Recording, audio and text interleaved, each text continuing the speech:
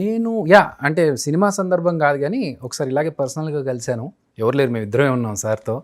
So అప్పుడు వెళ్ళినప్పుడు ఏం చేసినా వర్కౌట్ బాగా ఫిట్గా అనిపిస్తున్నాం అన్నారు.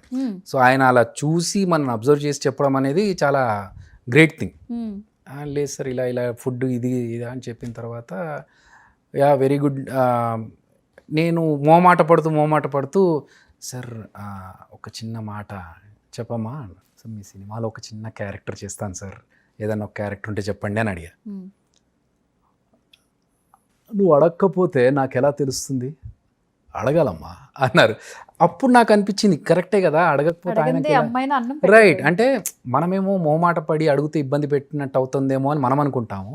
ఆయన ఎంత బాగా చెప్పారంటే, ఇప్పుడు నువ్వు అడిగితేనే కదా నాకు తెలుస్తుంది you are interested to act అని. అలా అడగకుండా నువ్వు అంటే నేను అనవసరంగా నిన్ను ఇబ్బంది పెట్టి నేను పిలిచి మరీ క్యారెక్టర్ ఇవ్వాలనేది ఎవరు అనుకుంటారు చెప్పు. అడిగితే తప్పు లేదు, సినిమా ఇండస్ట్రీలో పెద్ద పెద్ద యాక్టర్స్ కూడా వచ్చి అడుగుతారు.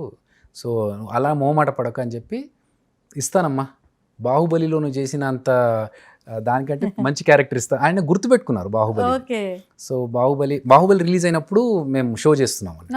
సో అప్పుడు ఆ సినిమా గురించి మేము డిస్కస్ చేసుకుని దాని గురించి ఎలా వచ్చింది, అవుట్పుట్ ఎలా ఉంది అన్నీ మాట్లాడుకున్న తర్వాత ఇందులో నువ్వు చేసావా అని చెప్పి నన్ను గుర్తుపెట్టుకొని మళ్ళీ కలిసినప్పుడు బాహుబలిలో చేసిన దానికంటే కొంచెం మంచి క్యారెక్టర్ ఇస్తానులే ఈసారి చేద్దాం మనం.